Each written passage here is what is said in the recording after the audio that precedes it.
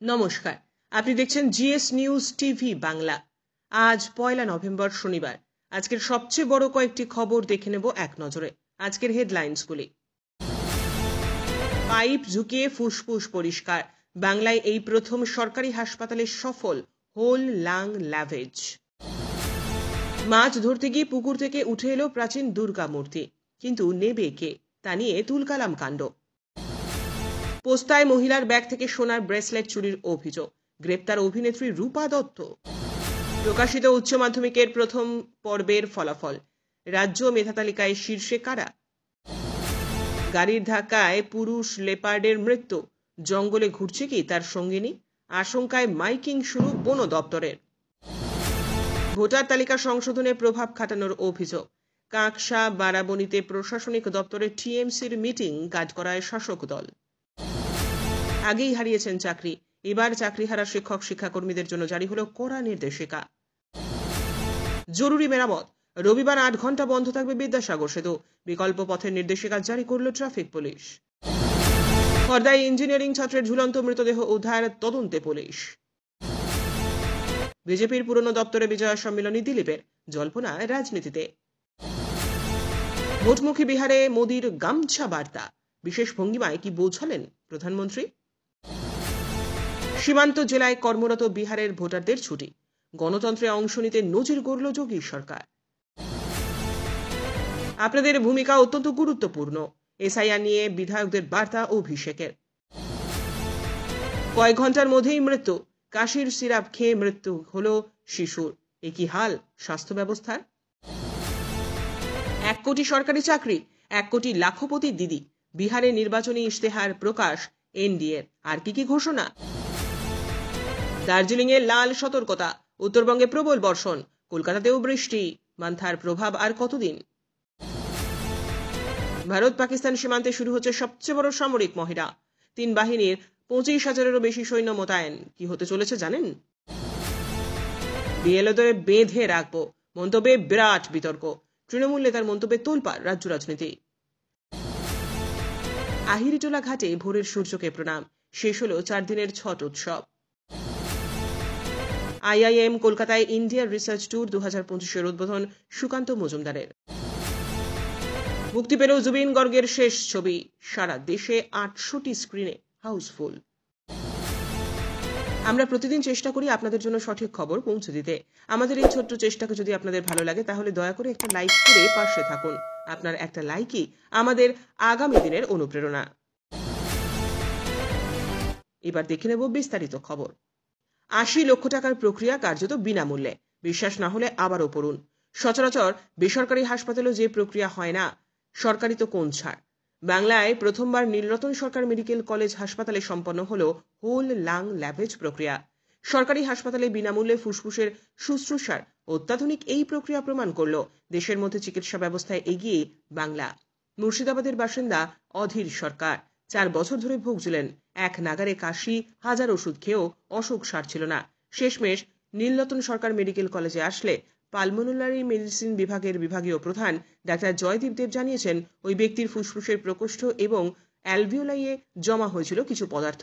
বিপত্তি সেইখানেই, অ্যালভিওলাই ফুসফুসের ক্ষুদ্র বায়ুথলি, শ্বাস নেওয়ার সময় অক্সিজেন এইখানে পৌঁছয়। অ্যালভিওলাই পাতলা প্রাচীর দিয়ে অক্সিজেন রক্তের ক্যাপিলারিতে প্রবেশ করে। অ্যালভিওলাই কাজ না করায় শুরু হয় বিপত্তি। ওই ব্যক্তির ব্রঙ্কিওস্কোপি করা হয়, তারপর বায়োপসি। দেখা যায় বিরলতম অসুখ পালমোনারি অ্যালভিওলার প্রোটিনোসিসে আক্রান্ত ওই ব্যক্তি। কার্ডিও অ্যানাস্থেসিওলজি বিভাগের বিভাগীয় প্রধান ডক্টর শম্পা দত্তগুপ্ত জানিয়েছেন, ডিমের সাদা অংশের মতো কিছু প্রোটিনযুক্ত কণা প্রচুর পরিমাণে জমা হয়েছিল ফুসফুসের ওই স্থানে। ওই অসুখ নির্ণয় করা যেমন জটিল, তেমনি চিকিৎসাও দুর্বোধ্য এবং ব্যয়বহুল।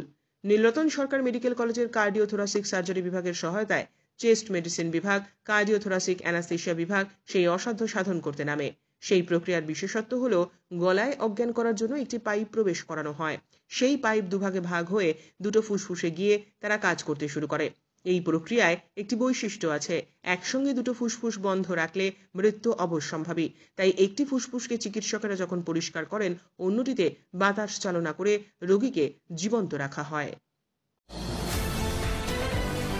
পুকুরে মাছ ধরতে গিয়ে অবাক করা কাণ্ড, উঠে এলো প্রাচীন ধাতব দুর্গা মূর্তি। কিন্তু মূর্তির অধিকার নিয়ে শুরু হয়ে গেল তুমুল শোরগোল। পুকুরের মালিকরা মূর্তিটি পাবেন কিনা পাবেন, মাছ চাষি পাবেন, তা নিয়ে জোর শোরগোল বাঁকুড়া শহরের দোলতলা এলাকায়। শেষ পর্যন্ত পুকুর মালিকেরা দুর্গা মূর্তিটি নিয়ে গেলেন বাঁকুড়া শহর লাগোয়া বিকনা গ্রামে। এই গ্রামের পাশেই রয়েছে পুকুরটি। সকাল থেকেই সেখানে চলছিল মাছ ধরার কাজ। এরই মধ্যে আচমকা জালে টান পড়ে, আর তখনই দেখা যায় দুর্গা মূর্তি। জগদ্ধাত্রী পুজোর আবহে দুর্গা মূর্তি উদ্ধারের খবরে শোরগোল শুরু হয়ে যায়। মূর্তিটি নিয়ে এসে নিজেদের পারিবারিক দুর্গা মন্দিরে রেখে পুজোর আয়োজন করছিলেন বাঁকুড়া শহরের দোলতলা এলাকার পেশায় মাছ চাষী সন্দীপ কর্মকার। খবর জানাজানি হতেই ছুটে যান পুকুরের মালিকেরা। মূর্তি আদপে তাঁদের সম্পত্তি বলে দাবি করতে থাকেন। তাই নিয়েই শুরু হয় বচসা গিয়ে দাঁড়ায় হাতাহাতিতে। শেষ পর্যন্ত পুকুর মালিক পক্ষ ওই মূর্তি নিয়ে বিকনা গ্রামে নিয়ে যান। যদিও ক্ষোভে ফেটে পড়েন সন্দীপ কর্মকার। তার দাবি, যেহেতু তার জালে এই মূর্তি উঠে এসেছে, তাই সেটার অধিকার তারই। মালিকপক্ষ তা নিয়ে জোর গন্ডগোল করছে। অন্যদিকে পুকুরের মালিকের তরফে রাজেশ সিংহ ঠাকুরকে দাবি করেছেন ওই পুকুর তার আগে মূর্তি উদ্ধার হয়েছে, সেটি তার কাছেই রয়েছে। গোটা পুকুরটি যেহেতু তাদের মালিকানাধীন, তাই অধিকার তাদেরই। ফের চুরি মামলায় গ্রেপ্তার টেলিভিশন অভিনেত্রী রূপা দত্ত। তার বাড়ি থেকে উদ্ধার হয়েছে সোনার গহনা। পোস্তা থানায় চুরির মামলায় টেলিভিশন অভিনেত্রী রূপা দত্তকে গ্রেপ্তার করে লালবাজারের গোয়েন্দা বিভাগের ওয়াচ সেকশন নিজেদের হেফাজতে নিয়েছে। বৃহস্পতিবার বিকেলে ব্রাবন রোডের নন্দরাম মার্কেটের কাছে তাকে আটক করা হয়। ঘটনাস্থলে ছিলেন মহিলা পুলিশও। 15ই অক্টোবর বিকেল 4:15 থেকে 4:30-এর মধ্যে পোস্তা থানার আদি বাঁশতলা লেনের একটি দোকানে কেনাকাটা করার সময় অভিযোগকারিণী দীপা আগরওয়ালের ব্যাগ থেকে অজ্ঞাত পরিচয় ব্যক্তি কিছু জিনিস চুরি করে নিয়ে যায়। প্রায় 20 গ্রাম সোনার একটি মঙ্গলসূত্র, বৈষ্ণোদেবীর লকেট সহ অন্যান্য আরও সামগ্রী। ঘটনার তদন্তে পুলিশ ঘটনাস্থলের ওই আশপাশের এলাকার সিসিটিভি ফুটেজ সংগ্রহ ও বিশ্লেষণ করতে শুরু করে।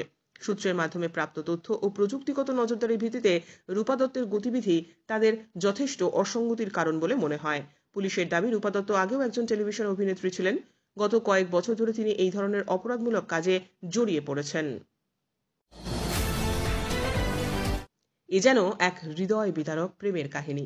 দীর্ঘকাল পর বাঁকুড়া জেলার লেপার্ডের দেখা মিলল, কিন্তু পরিণতি মর্মান্তক। গাড়ির ধাক্কায় মৃত্যু হল একটি পূর্ণবয়স্ক পুরুষ লেপার্ডের। এখন বন দপ্তরের সবথেকে বড় চিন্তা, পুরুষ লেপার্ডটি যখন ছিল তখন তার সঙ্গিনীও নিশ্চয়ই ছিল। সে এখন কোথায়? বিষ্ণুপুর পাঞ্চেত বন বিভাগের ডিএফও অভিজিৎ কর জানিয়েছেন, সঙ্গিনীর খোঁজ পুরোদমে চলছে। তবে লাগাতার বৃষ্টির কারণে পায়ের ছাপ ধুয়ে যাওয়ায় অনুসন্ধান কঠিন হয়ে পড়েছে। বন দপ্তর থেকে ইতিমধ্যেই সংশ্লিষ্ট এলাকায় সতর্কতা মাইকিং শুরু করা হয়েছে। বহু বছর ধরে এমন জন্তুর দেখা না মেলায় লেপার্ডটি কোথা থেকে এলো তা নিয়ে নির্ধারণ করা সম্ভব হয়নি। তবে এই ঘটনার সঙ্গে যুক্ত আরও একটি রহস্য সামনে এসেছে। বাঁকাদহ থেকে মাত্র 15 কিলোমিটার দূরে পশ্চিম মেদিনীপুর জেলার গড়বেতায় বাঘের মতো পায়ের ছাপ পাওয়ার খবর শোনা যায়। বন দপ্তরের আধিকারিকেরা সেই পায়ের ছাপ বাঘের নাকি লেপার্ডের তা নিয়ে নিশ্চিত হতে পরিদর্শনে গেছেন। এখন এখান থেকেই প্রশ্ন উঠছে, তবে কি বাঁকুড়ায় মৃত পুরুষ লেপার্ডের সঙ্গিনীটি পশ্চিম মেদিনীপুরে পৌঁছে গিয়েছে? বনকর্মীদের মনে উঁকি দিচ্ছে আরও একটি গুরুত্বপূর্ণ প্রশ্ন, ধীরে ধীরে কি লেপার্ড বা বাঘ থাকার উপযোগী হয়ে উঠছে বাঁকুড়ার জঙ্গল? পশ্চিমবঙ্গে বিধানসভা নির্বাচনের প্রস্তুতি হিসেবে আগামী 4 নভেম্বর থেকে বাড়ি বাড়ি SIR প্রক্রিয়া শুরু করতে যাচ্ছে বুথ লেভেলের অফিসারেরা। কিন্তু এই ভোটার তালিকা সংশোধনের আগেই রাজ্যের শাসক দল তৃণমূল কংগ্রেস কোমর বেঁধে ময়দানে নেমেছে।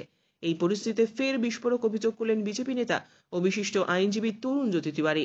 তার অভিযোগ, শুক্রবার বারাবণী এবং কাঁকসায় যেখানে অভিষেক বন্দ্যোপাধ্যায় রাজনৈতিক সভা করছেন, সেই জায়গাগুলো আসলে সংশ্লিষ্ট বিডিও অফিস।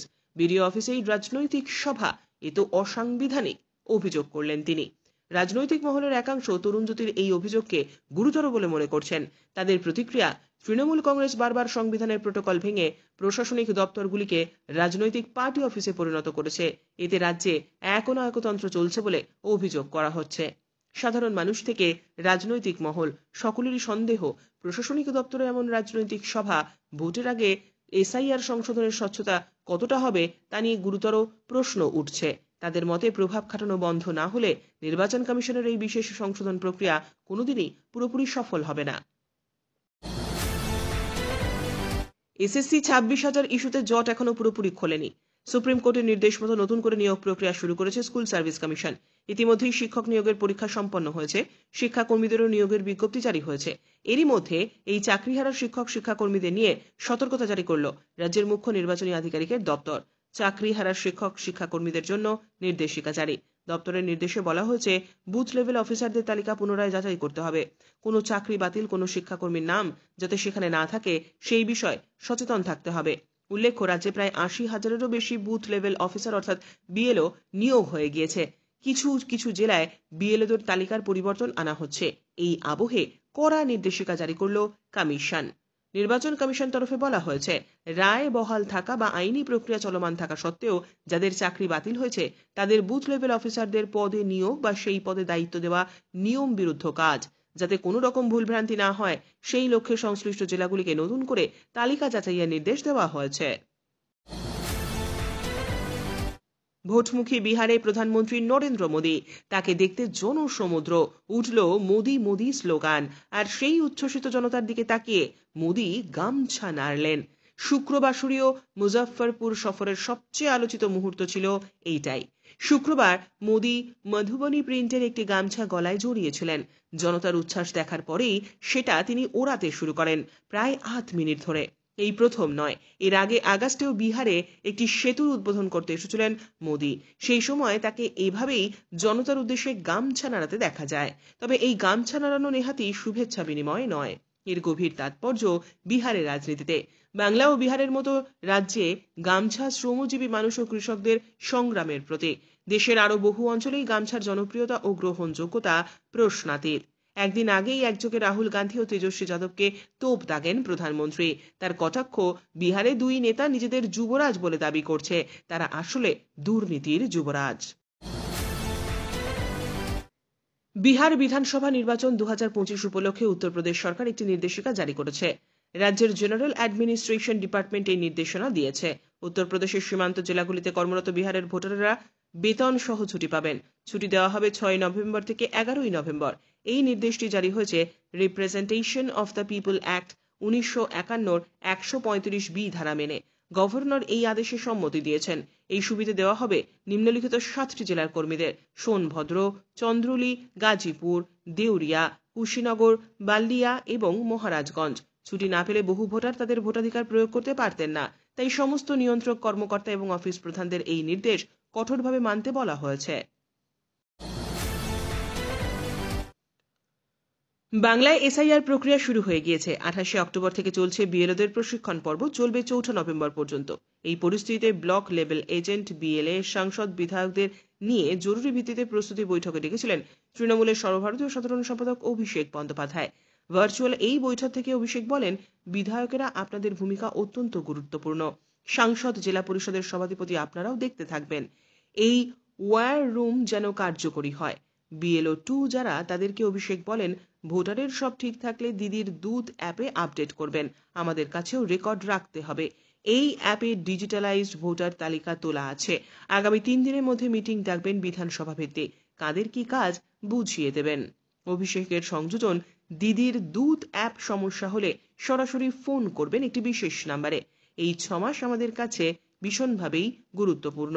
সবাই ঝাঁপিয়ে পড়ুন। খুব শিগগিরই মাঠে আপনাদের সঙ্গে আমার দেখা হবে।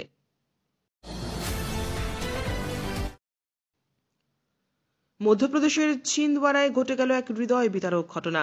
5 মাস বয়সী একটি শিশুর ভেজাল আয়ুর্বেদিক কাশির সিরাপ খাওয়ার পর মর্মান্তিক মৃত্যু।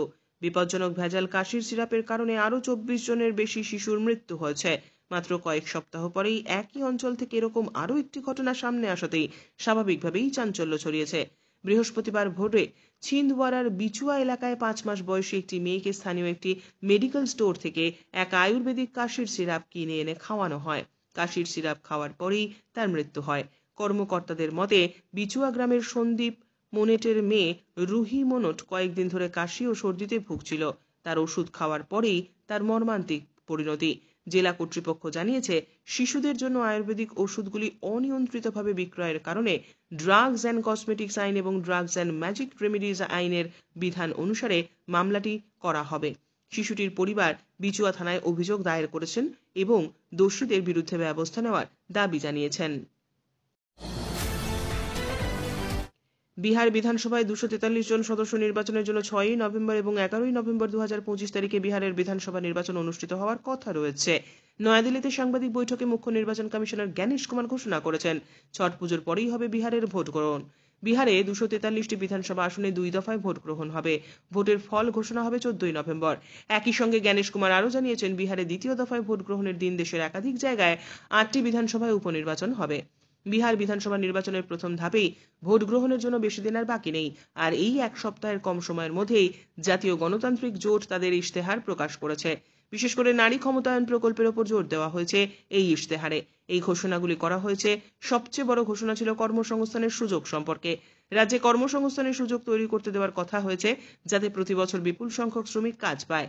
একই সঙ্গে এনডিএ 1 কোটি লক্ষপতি দিদি তৈরিরও প্রতিশ্রুতি দিয়েছে। মুখ্যমন্ত্রীর মহিলা কর্মসংস্থান প্রকল্পের মাধ্যমে মহিলাদের 2 লক্ষ টাকা পর্যন্ত আর্থিক সহায়তা প্রদান করা হবে বলে ঘোষণা করা হয়েছে। এই ইশতেহারে কৃষকদের জন্য গুরুত্বপূর্ণ প্রতিশ্রুতিও রয়েছে। এই ছিল আজকের সবচেয়ে বড় কয়েকটি গুরুত্বপূর্ণ খবর। আমাদের খবর ভালো লাগলে ভিডিওটি শেয়ার করুন, চ্যানেলটি সাবস্ক্রাইব করুন। ফিরে আসবো আগামী গুরুত্বপূর্ণ খবর নিয়ে। ধন্যবাদ।